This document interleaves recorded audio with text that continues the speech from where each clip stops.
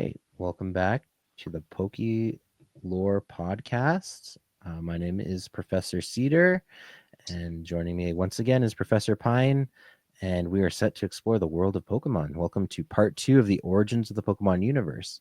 Professor Pine, would you like to provide us with a brief recap for those that missed the first episode? But we encourage everyone to go back and check that one out as well. Absolutely. So we talked about creation of the Pokemon universe, the egg that gave birth to Arceus. Arceus ends up creating your gods of time and space. Dialga and Palkia creates Giratina. There's a little bit of misbehavior from Giratina, so Giratina is put in the bad boy corner in another dimension. An Um, interdimensional timeout, if you will. yeah, essentially. Yeah. Yeah, from there we go into talking about Kyogre, Groudon, Rayquaza, the battle uh, that Kyogre and Groudon had over the land and the sea. Something that we forgot to mention that I will do a little bit of a recap on right now, or a little bit of added information, is that the two actually had a reason for fighting. It wasn't just I like land and I like water and F you and everything that comes with you. It was an element there that nobody had been given dominion over, which was nature. So at that time, we had a being to control time, we had a being for space, we had a being for antimatter, we had a being for sky, for water, for earth, but nobody really had dominion over nature. And Kyogre and Groudon wanted control over that, so their fighting was over who was going to gain that initial control. Um, Super interesting. Can't believe we forgot to throw that in there, but we did. So forgive us. Um, and from there, we go on to talk about how Regigigas came in and started moving around continents, almost as if he's Groudon's replacement. It's almost like, hey, you're a bad boy. Go to your cavern. Time out. We're going to create someone else, and they're going to do the work that you were supposed to do instead. So that happened, and after a while, when Regigigas was done all of his continental moving, I would assume Regigigas is the one responsible for creating things like Mount Coronet, things like that. Yeah, Mount significant. It's Pyre. like the Himalayas, right? Like significant mountains and mountain ranges and stuff that are birthed from his Right, work. right. So if you're looking at the way mountains and things like that are formed in the real world, continents move, tectonic plates shift, and as they shift, they rub up against each other. Mountains are created, volcanoes end up erupting, creating more and more earth, getting bigger, bigger, bigger, till they pop out of the ocean, things like that. All of this could have been stuff that Regigigas was initially responsible for. And as Yeah. soon as that work was done, he was sealed away in the Snow Temple, I believe it's called, and three keys were hidden away in caves in the form of golem type Pokemon. That was Regi Ice, Registeel, and Regirock. From there, we went on to talk about the first humans and the first Pokemon that roamed the earth, which was actually Mew. Um, Something that we forgot to mention is that Mew actually holds all of the existing Pokemon DNA within it. Yeah. So So, that's and interesting. as we mentioned, like all other Pokemon arise from Mew's evolution, which is why you can trace that back to the DNA portion. But yeah, we didn't mention the DNA part. And then, kind of something you glossed over is that humans are, in fact, also descendant from Pokemon as well. Right. So now it's interesting since we forgot to mention that because we were kind of talking about, does Mew create other Pokemon or do other Pokemon evolve from Mew? Like, how does that work? And with it having everybody's DNA, it kind of makes, because all Pokemon come from eggs, it almost makes me wonder if Mew do their thing, they lay an egg, and then an Electabuzz is born, and Yeah. then a Magikarp is born, and so on and so forth, right? Yeah. Yeah, no, Yeah. absolutely. Maybe when we do a deep dive into you, we'll find some answers. Or we won't, and it's a mystery. Yeah. And however you want to look at it, it happened. And now there's only one Mew that continually keeps Mewtwo in check. So there's our recap from our first part of the Origins episode, and I will kick it off to you, Professor Cedar, to go on with what has been happening within the last. Oh, you know what? Something I forgot. 20,000 years ago, Eternus came here on a meteorite. That's something Oh to go yeah. and explore in the last episode. Sorry, my Dynamax mistake. energy. Yeah. Yes, Dynamax energy. Yeah. So we left off 20,000 years ago. Do you want to kick us off and tell us what was going on 1,500 years ago? Yeah, absolutely. Um, yeah, and one more quick point I wanted to mention as well is there's a really strong prevalence of dragons and dragon type Pokemon in these like primordial creations early on in the Pokemon mythos, and a lot of that does have like ties to um, mythology in the real world and like the significance of dragons, particularly to within like they're prevalent in almost all human mythos, but particularly in Asia and Japan, where Pokemon originates from. Dragons really play a strong role in like the primordial myths. So it's kind of cool to see that like mimicked in the Pokemon world. But moving on to some more current events. Mhm. The Brass Tower after the fire 150 years later. 15,000 years before modern times, the earliest known system. 1,500. Sorry, 1500. Yes, my bad. 1500 years before modern times, the earliest known system of writing is developed and used at the ruins of Alf, Tanobe ruins, and the Solosian ruins. Yeah. Archaeologists are currently unsure whether the nearly identical unknown preceded or succeeded the writing system, but it is assumed they share some sort of connection. At this point, the Magikarp population also mutated and became weaker. Okay. I have to stop there. Yeah. Magikarp didn't used to be weak. Let's talk about that for a second because Okay. Magikarp is infamous for being useless in everything. In Yeah. the anime and the manga and the games, everything. Everybody freaking hates Magikarp. The only reason they catch it is for Gyarados. Yeah. Hey, I'm sorry, I have to go on a bit of a tangent here, but if I don't know if you've ever seen it, but after Pokemon Go came out, a meme came out because they show Magikarp and Pokemon Go flopping around on the ground, and then it says Magikarp fled.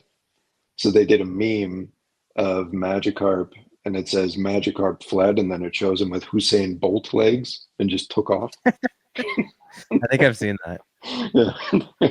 They did another one where it's Magikarp, and then you kind of look at it and you're going, "Oh my gosh, this thing!" You try and run from it, and then it says "Can't escape," and then it shows Magikarp with a gun and its derpy face with your Pokemon. Like, like it's just the question is, how does a stupid fish flee, and how does it prevent you from escaping? It's so Yeah. dumb. Yeah. And it just But flops around there. Yeah. right. So now we're seeing Magikarp population mutated and became weaker. I would love to see in one of these upcoming generations of Pokemon, show us what the pre-mutated Magikarp looked like. Yeah. Yeah. Yeah. Were they like awe-inspiring, hyper intelligent? Were they so there's an interesting kind of sub mythology here too, where often a lot of maybe not myths, but modern storytelling, and by modern I mean like in the last 100 years, usually has like a race of deep ones which come from like the ocean depths and are like hyper intelligent. There's like a lot of associations with Atlantis and lost knowledge, or like a Hmm. precursor race or civilization. Which I think this might be a nod to something like that, where they were this like potentially more advanced species, and they kind of like devolved from what they used to be. Could be. Um, Another kind of point I want to reference again too is how we're discussing the origins of the written language. In Hmm. human history, that's really prevalent for kind of like marking, obviously, when recorded history can begin, right? You didn't have written language, and how you can use language to kind of trace people groups and their ancestry and where they came from. The same way you can kind of trace DNA, you can do that with language and kind of where words originate and meanings and things like that. Hmm. So it's kind of interesting how that's also tied into this mythos of like, okay, writing has developed, but also you have these Pokemon or interdimensional creatures, these unknown, who have the shape of letters. And Hmm. we'll delve into that more later on about where they come from. And obviously, eventually, we'll do our own unknown episode. But I just wanted to point to that too as like, okay, there's a potential link between these ancient, mysterious Pokemon and the written word. And presumably, I don't know about any language barriers that might exist in the Pokemon world. Or what those Hmm. look like and the origins of what other languages might exist. So that could be an interesting episode for the future as well. Sure. But Yeah. I just wanted to bring that up since we're talking about Yeah. it. Yeah. 100%. Okay, I'll carry on. In recent history, 700 years before modern times, the bell tower and brass tower were constructed. These two nine-tier towers were built opposite each other in Ikirtek City. The towers were built to foster friendship and hope between Pokemon and people. The view from the top of the towers was said to be magnificent. In the west was the brass tower, which was said to awaken Pokemon, and in the east was the bell tower, where Pokemon were said to rest. At the time, an immense silver-colored Pokemon was said to make its roost atop the brass tower, while its counterpart, a glorious rainbow-colored Ho-Oh, was said to rest at the bell tower. However, around 150 years before the games, and this is the Pokemon games taking place to be clear, a lightning bolt struck the brass tower. It was engulfed in flames that raged for 3 days. Lugia and Ho-Oh escaped to the skies unharmed. A sudden downpour put an end to the blaze. In-game lore states that 3 Pokemon died in the fire, but Ho-Oh was able to revive them as the legendary beasts Raikou, Entei, and Suicune. Legends and folklore state that Raikou symbolizes the lightning bolt that struck the tower. Entei symbolizes flames that raged for 3 days, and Suicune symbolizes the sudden downpour that extinguished the flames. Around this time, the first Pokemon League competitions started to take place. So, something to throw in there just because our information here doesn't state it. Um, the common belief that people tend to have is that those 3 Pokemon that died to create Entei, Suicune, and Raikou were the original 3 evolutions of Vaporeon, Flareon, and Jolteon. So Okay. supposedly, ancient forms of those 3 Pokemon passed away in that fire, and when they were reborn, they came out as those 3 legendary dogs. So from dogs, you get dogs. From those elements, you get the same elements, Right. right? Interesting. Um, yeah, so that's kind of the lore there. So it says in the 1990s, a Pokemon was created by scientific engineering for the first time called Porygon. Okay. So now you And have the there is a first whole thing artificial, here. yeah, first artificial life, first artificial Pokemon. And again, like just for new listeners, we're kind of running past a bunch of Pokemon that we've mentioned, like Ho-Oh and Lugia, those legendary dogs. Like we will go back and do episodes on all these creatures, but Hmm. right now we're kind of big picture looking at like the timeline and origins of everything. So That's right. That's right. in, in contemporary history, some years prior to this date, Mewtwo is cloned from Mew and later escapes and destroys Cinnabar Island's Pokemon Mansion. Soon after, an erupting volcano on Cinnabar Island causes the destruction of many areas on the island. Around this time, the Team Rocket Syndicate, under the leadership of Giovanni, spreads its control over various areas of the Kanto region until Red defeats Giovanni. prompting him to disband the organization and pursue a life of training. Despite this, Team Rocket operations continue for a little while longer on the Sevai Islands and the Johto region. Sometime around the end of Team Rocket's operations, Red climbs and waits at the summit of Mount Silver. Along with that, the leaders of Teams Aqua and Magma reawaken Groudon and Kyogre, and they continue their great battle, only to be stopped again by Rayquaza. Gordon, Groudon, and Kyogre retreat to the region of Fiore to rest after their battle. So there's a lot of information in there.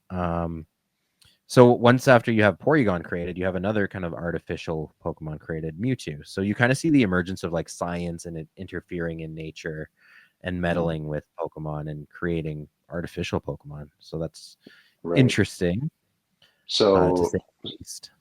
something, and we'll definitely have to do an episode on this because this is one of the most exciting topics for me is the lore behind Mewtwo and genetically modified Pokemon.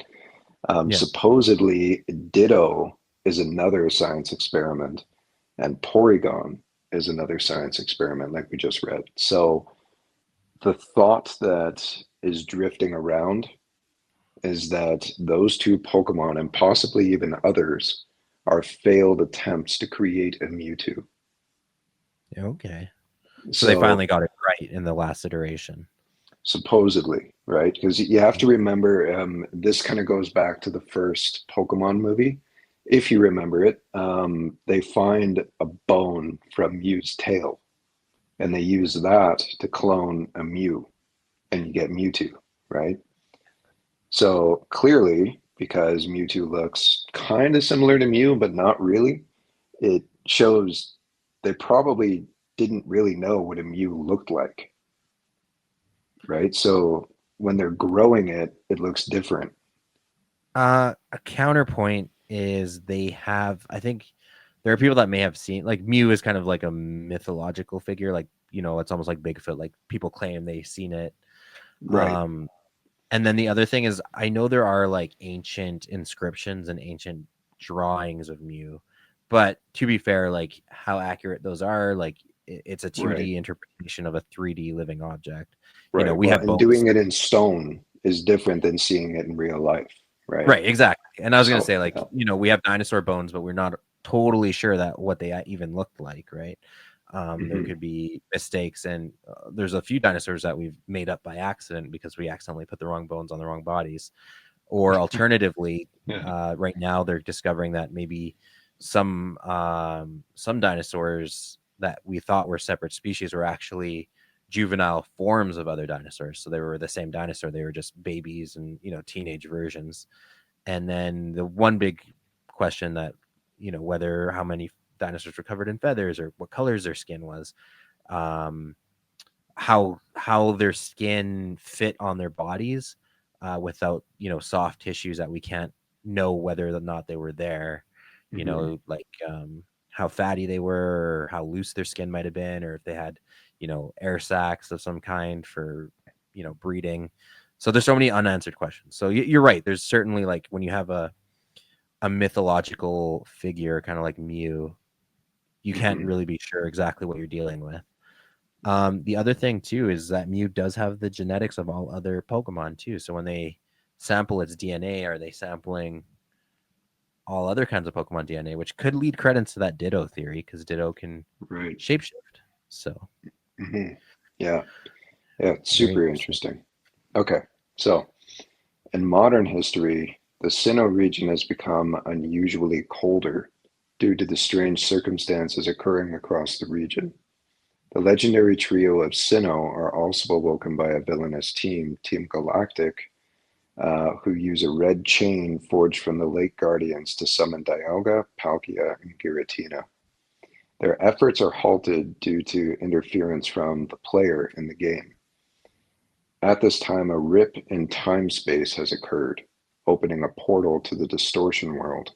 Giratina escapes into its dimension along with Cyrus, the Team Galactic leader. The entrance to the Distortion World closes, returning the Sinnoh region back to normal. Some years after this, Team Plasma attempts to free Pokemon from human capture, but for selfish reasons. Reshiram and Zekrom are awoken due to Team Plasma and the player. The player, siding with one of the two dragons, battles against N to test if N's convictions were correct. After this, the player defeats uh, Gitsis, and N leaves to a distant land with his dragon, while the player keeps theirs. 2 years later, Team Plasma returns, but with the intention to take over Unova. Kyurem is captured by Gitsis and fused with N's dragon, either Zekrom and Black 2 or Reshiram and White 2. Those are two different games for those that aren't following, to form Black Kyurem or White Kyurem, respectively. The player defeats the new dragon and Team Plasma is disbanded for good. So, tons to unpack there. Just a little bit of backstory on that. Zekrom and Reshiram are the legendary Pokemon found in Pokemon Black and White. N is kind of sort of your rival in those games. However, N's kind of like a weird oddball, like the antisocial kid that nobody wanted to talk to in the classroom. And So it's the inverse of Gary, who's like the popular guy. kind of, sort of, yeah. And there's actually a fan theory out there that we can dive into that N isn't even a human. He's actually a Pokemon in disguise. Hmm, I'm going to interesting. leave that there as a lure for a future episode when we do that. But it's interesting. And when I heard it, I kind of went, "What? But no!" And I went, "Well, maybe." And then you start kind of, yeah, it's Yeah, when you crazy. go through the evidence, you start to think, well, Right, maybe they're right. right. Now, something I'll throw in here is Black 2 and White 2 are the first games where they start to talk about the fusing of Pokemon. And it's kind of a cool concept, but I don't know. Like I'm an OG Pokemon player, so for me, when I see it go from just regular Pokemon to now they're fusing together, and then you start seeing Mega Evolutions, which we'll talk about in a future episode. You start seeing Dynamaxing, which we talked about in our previous episode. You start kind of going like, okay, like enough's enough, you know. So it's interesting, but kind of a cool idea to fuse them together. They do look cool. I will give that to them. But yeah, Yeah. yeah, There's a website that lets you kind of create your own fused Pokemon where you like enter in two slots of two different Pokemon you want to combine, and then it like auto generates a combined version. It's pretty cool. There's some interesting combos you can do for sure. huh. I'm gonna have to go check that out. I've never seen Yeah. that before. Yeah. We'll definitely like post a link to it too. Yeah, Another thing kind of we mentioned a few times are things like Team Rocket, Team Plasma, these kind of criminal syndicates and organizations. They exist in the Pokemon world. Once again, we will be diving into all those on their own. But just to let people know, like, yes, they're these big organizations that exist and typically have something to do with Pokemon right. in a negative way. They're essentially a combination of gangs, cults, and yeah, like if you look at Team Galactic members, they straight up look like they wear tinfoil hats and drink Kool-Aid. But if you Yeah. look at Team Rocket, they're like gangsters in back alleys that come and ransack your store for protection money, stuff like that. So Yeah. it ranges. And they also like with Rocket too, like they're more than that because they also have like a science wing that is the ones that actually successfully create Mewtwo. So there's a lot to unpack in each one of those organizations Right. And they in their range to, sorry? in their own time is all I was gonna say. Yeah, Yeah. yeah, yeah, yeah. And it doesn't so much mention this in our material today, but I will just quickly throw out there that there are other teams that I have been disappointed in. There's Team Star, which is basically just a group of bullied teenagers. And you kind of start going, okay, we've gone downhill here. Like this Yeah. used to be criminal organizations, and now we're here. So Petty, it's, yeah, small. Yeah. just nonsense. Anyway, All right.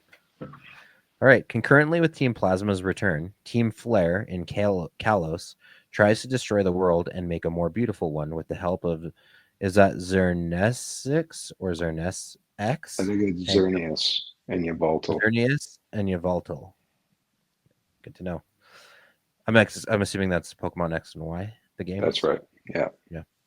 The player, along with Shauna and Serena slash Kalem, save. Sorry, you're gonna have to help me with those pronunciations again. Xerneas and Yveltal. Xerneas and Yveltal. Lysander then uses the last bit of energy the ultimate weapon has and ends up destroying both the weapon and the Team Flare secret HQ. Lysander is not seen again. And So that's interesting because they kind of leave it open to, is he going to come back? Did he die? Did he change to the side of good? Like, what happened there? And that's who is kind of an Lysander? interesting game. He's the leader of Team Flare. Okay, So interesting. Team Flare was another kind of Team Rocket type. They're, Yeah, excuse me, they're borderline gangsters. As you can see here, they're trying to destroy the world. Um, that's even more it's diabolical than what Team Rocket was trying to do, right? yeah, and they seem almost like you said earlier, like cultish. Like they want to rebuild it and make it more beautiful. So there's like they're more ideologically driven, which Right. is And that seems to be the route that they went with these criminal organizations after Team Rocket. Team Rocket right. was just capture Pokemon for the sake of controlling Pokemon and being the strongest out there, right? Yeah, These other domination, groups, yeah, they're all about going to the stars, drinking the Kool-Aid, or, Team Flare destroying the planet, make a more beautiful one, things reshaping like it in their this. own image. Yeah. Right. So Things like that. there's some interesting philosophy behind each one of those. Like with Rocket, like you kind of have the different, battle of nature, kind of we mentioned earlier on, different primal forces fighting each other, but also the human element. There's always like a philosophical question of like, do we leave nature to itself, or does humanity seek to control and dominate it, even for its own good, in the minds of the Hmm. people that try to do that, right? So Right. there's definitely some deeper concepts that can be explored in each one of those, and like the remaking of the world in one's own image and things like that. So I'll be Hmm. excited to dive into all those episodes too in the future. Oh yeah, me too. I got a whole big thing built up for this. I'm excited to share it with you. It's going to be amazing. Fantastic. Okay, so um, the world between worlds. There is the mysterious unknown dimension, a realm shaped by the cryptic and otherworldly unknown, where symbols and thought seem to twist into tangible form. The ghost world stands as a spectral plane, a shadowy space where spirits linger, unseen yet ever present. The mirror world, a distorted reflection of our reality, offers a glimpse of what might be familiar yet strange, like staring into a dream. Then there is a distortion world, a chaotic, gravity defying dimension ruled by Giratina, where the laws of physics crumble and the very concept of space warps and bends. Far beyond, ultraspace looms, a gateway to countless other dimensional realms, home to the elusive ultra beasts and landscapes alien to anything the Pokemon world has ever known.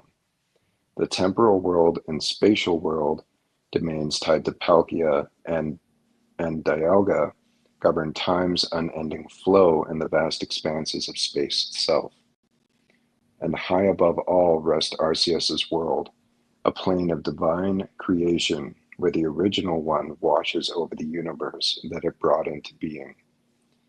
Though they exist beyond ordinary perception, these dimensions are not unreachable. Pathways connect them to the Pokemon world, allowing brave explorers, powerful Pokemon, and unforeseen forces to traverse the boundaries of existence, unlocking secrets hidden within the very fabric of the cosmos. Yes. So that's very interesting. That we have, the physical world. We talked a bit in our last episode about space and other planets and Pokemon that originate from there. And then we talked a lot about these like kind of realms of dominion Mhm. and within nature and things like that. And now we have like all these other dimensions that also exist alongside of the natural world that we see in Pokemon. And there's a Right. lot of them as we listed off there. So once again, we'll be delving into each one of those in its own in its own time. Um, I did want to mention briefly too that it should be noted that kind of the digital world could also be considered almost a different realm as well. You know, where you have things like Porygon that exist in, Mm, even though they're artificial. I mean, maybe like they haven't really touched on that too much. I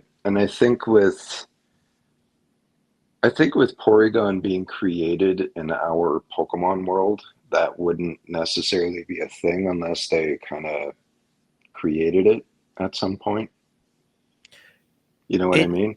Yeah, what I have, so I'm not super well versed in the Pokemon world, but I have done dabbling into Porygon, and there is some interesting implications for when we get to that episode about kind of how technology functions and how like things exist in a cyberspace and even in our own world. Like we don't have conscious technology, at least not yet. But if that were ever to happen, if we reach a singularity, you would have a living entity that exists not in the physical space, but in a digital world. The way they perceive everything around them would be completely different to how we perceive things, right? Yeah, yeah, I see what you're You saying. know, Yeah, like in the internet, for example, the internet exists, but you can't touch it, you can't grab it, you can only tap into it as you know through your right. computer Yeah, devices. yeah, I So see to what have you're saying. a living entity like Porygon that lives in a digital space, um, it would be a Yeah. realm unto itself, right? Even though it's artificial and might have different limitations, it kind of Hmm. would sit in that category as well. Yeah, I suppose so. Yeah, yeah. I didn't look at it that way. I thought you were talking about like like the dimension where Giratina is. There's a digital one out there. I didn't think you were talking computers. Yeah, Yeah, that yeah. that could be a thing. Um, Something I want to point out just for anybody who's new to Pokemon, these things that I just read off, talking about different realms, the spiritual realm, a spectral plane, shadowy space, ultra beast dimensions, things like that. These are not other planets. These are things that are either existing within the Pokemon world, kind of parallel to it. Yeah. So almost like an out of body experience, which they do actually touch on in the anime. Ash dies with Pikachu and gets to go on an adventure. Actually, if I remember right, Haunter, Ghastly, and Gengar kill Ash, and then they go on an adventure and fly through the skies, and nobody is upset that, that Ash was just murdered. And Yeah. then they just return Ash to his body as if nothing ever happened. So, yeah, Yeah. and you have this whole realm of ghost type Pokemon that uh, it's almost as if you can't see them, a lot of them anyway. You can't see them until they possess something. So, as an example, Sinistea will possess teacups and teapots and things like that. And Rotom will possess your electronics, your computer, your fan, your lawnmower, things like this. And that's what kind of brings them into the physical world. Yeah. Yeah. So they exist out there, but yeah, you can't. You're limited in how you can interact with them until they can anchor themselves onto a physical object. Let's say. Right. And Yeah. the exception, though, and this is kind of a fan theory, I'm just going to mention a little blurb and then we could dive into this later. But the fan theory is that Gengar is actually a dead Clefable. Hmm. Yeah, I've heard theories on like So, all the ghost types being dead versions of Pokemon that we know and are familiar with. right. So it's interesting. And Ultra Beasts, it's so something I feel like I need to bring up here. Maybe it's irrelevant, maybe it's not, but some recent research that I did shows that in the Pokemon world, there are only Pokemon and humans. That's it. There is no just regular fish in Pokemon. There are no just regular bugs. Everything is a Pokemon. Right. So what was really cool is if you remember the original Psyduck card, it was in the fossil set. Okay. Do you remember it?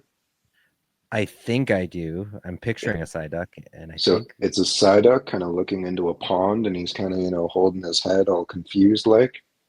yeah, So if you look at that in the background of that Pokemon card, there's what looks like a fish jumping out of the water, which makes people think there's Pokemon, there's real life animals, and then there's humans.